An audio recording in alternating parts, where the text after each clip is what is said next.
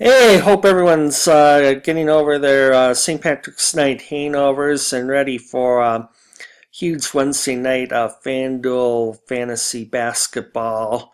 Looking at last night's limited 5 game slate, the big news, the Knicks' shocking upset of the San Antonio Spurs. Greg Popovich not happy, dressed down his team after the game in the media. Anthony Shved, he's going to be heading towards 7,000 salary soon. He went for 40.1.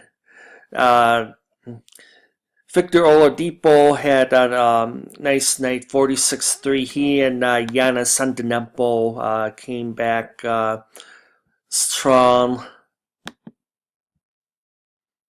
There's Giannis at 38.3. Ariza, consistent player. A good night for him, though. 32.5. Corey Brewer, he remains on fire. 31.9. Terrence Jones came up with a dud. James Harden, disappointing night around the 34-point area. Anthony Davis, for his salary, that actually comes up a little short. Low scoring game between the Pelicans and Bucks.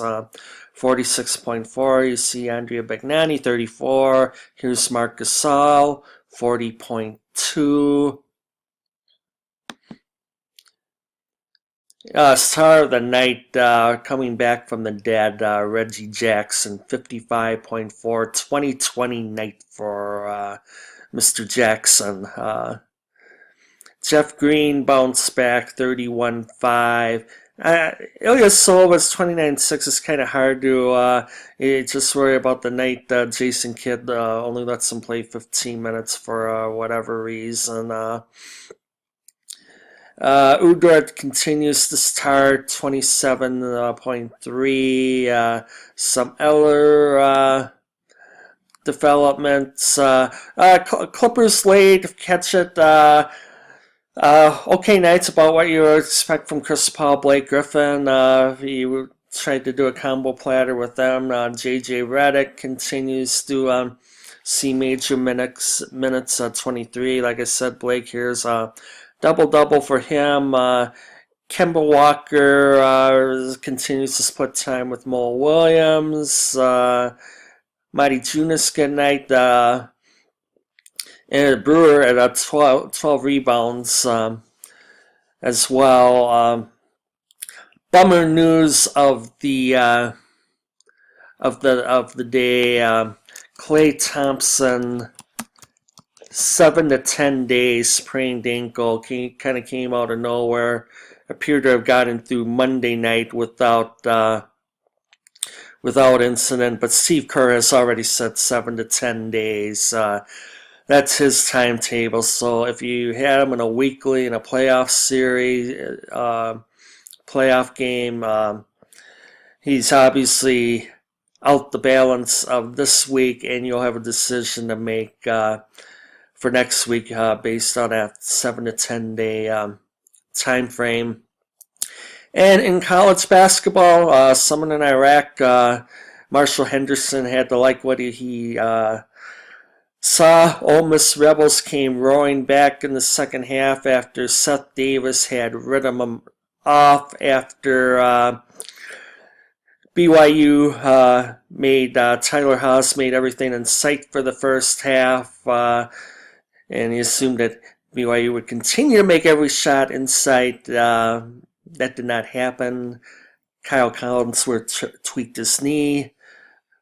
Ole Miss came roaring back. BYU's Jekyll and Hyde. You saw that when they came back. I think it was like 3 years ago. They came back from 30-something down in the first 4 game, and there it is.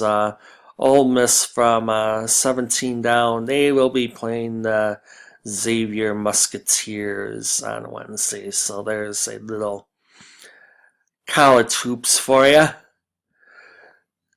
Which brings us to Wednesday night NBA. And we will bring this up here.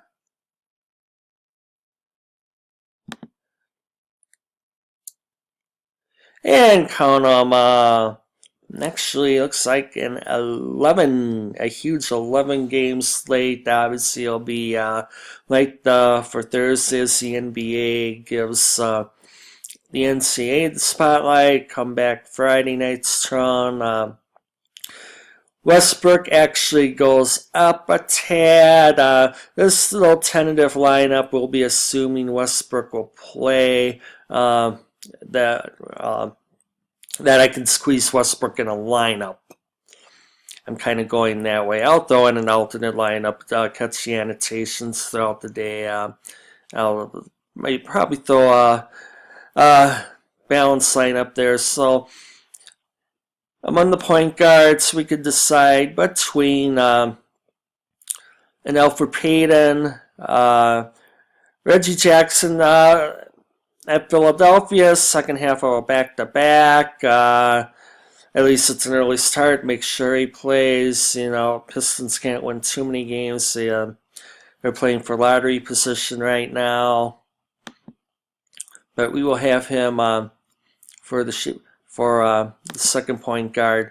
We'll see. I really kind of like to get D Wade in there, but that's kind of already stretched me thin.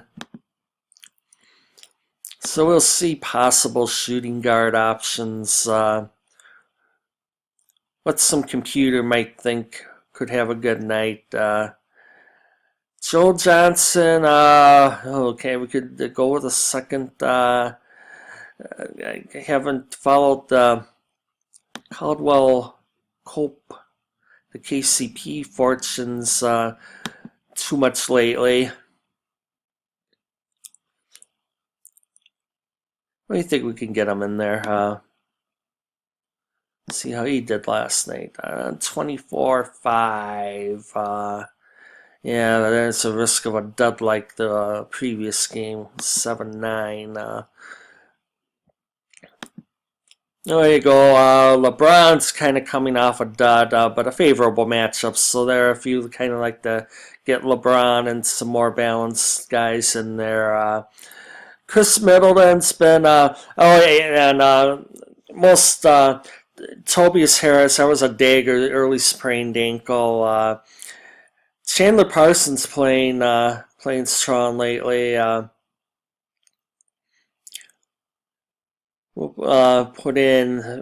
might put in Crowder. I'm just seeing how I can, and here's Rodney Hood. Rodney Hood, it's a trend. Rodney Hood, the training wheels have come off. I said that the other night. There he is. I did not know about Derek Favors. I attended the game 5 years ago. Oklahoma State played Georgia Tech, which was actually a 2004 Final Four game. But Derek Favors led the Yellow Jackets to victory over Oak State that night. 5 years ago, and I will be seeing them again Friday night. They will take on Oregon. 8-9 matchup. Winner, in all probability, will face top seed at Wisconsin. So that's cool. There's Favors, the Nerlens Noel experience. Kind of like and Marochik continues to almost cannot ignore him. Basically 35 points last 4 times out. But that would leave me a little low there on funds. So we'll kind of look at a cheaper point guard. There's Ilyasova again. Spurs will be on the second half of a back-to-back, but they're going to be fired up. Amir Johnson, I went with him the other night, but I can't go with him again. I will put in, like I said, Detroit, Philadelphia. No, actually, Brandon Bass is at OKC, so that'll be rough. We'll get him in there. The centers, until further notice, although Brook Lopez is another good one, but we'll go Cantor here. We'll go Cantor. And now we'll go with a slightly cheaper point guard. There's Oladipo. That will mean I have to have always 100 over. Always. This is fluid. This will continue throughout the night. Good, Mamute, and not too much from him lately. I really hate punt plays, but checked. Atlanta's at Golden State, so I think the regulars will be playing on that one. But there's Brooklyn, Cleveland, Detroit, Philadelphia, Portland, Miami, Minnesota, Toronto, Indiana, Chicago, San Antonio, Milwaukee. There's the Thunder game. That's a back-to-back, so think twice about Nowitzki, Orlando, Dallas. Clippers, DeMarcus Cousins, highly questionable late game. I would stay away. And there's the rest of the schedule. Wizards out in Utah. So kind of going back, nothing cheaper after him. We'll go. Actually, DeRozan just absolutely killed it the other night. Okay, he didn't kill it, but I'm kind of thinking of Kyle Lowry. Kyle Lowry's been nuts actually. So I'll throw a balanced lineup later. Yeah, Lowry's coming off a couple 52-point games, so if you think that Westbrook is going to see limited time, there's one to go with. So here's one to throw in. This will be a Westbrook, Jackson, DeRozan, KCP, Crowder, Hood, Bass, Mirotic, Canner. And let's say I do want to play, just to play with a little time I got remaining. Hey, Curry, a big game, 10, obviously, possible finals preview. And Lowry, you cannot quibble with an 85 salary. That would allow the likes of getting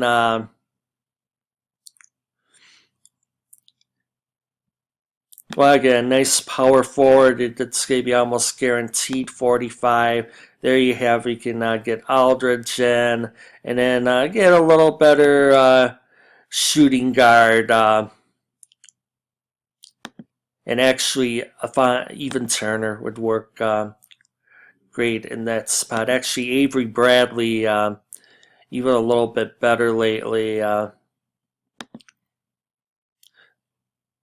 So you get an Avery Bradley, and if you can't afford LaMarcus Aldridge,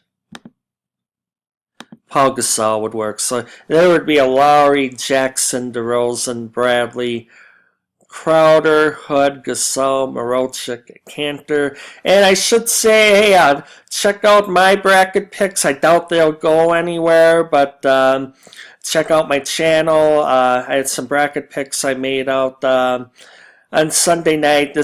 Put this on record as the bracket I will go with, and you can mock my picks there. So there you have it, the best 15 minutes in DFS analysis. Good luck to everyone tonight. We'll talk to you later.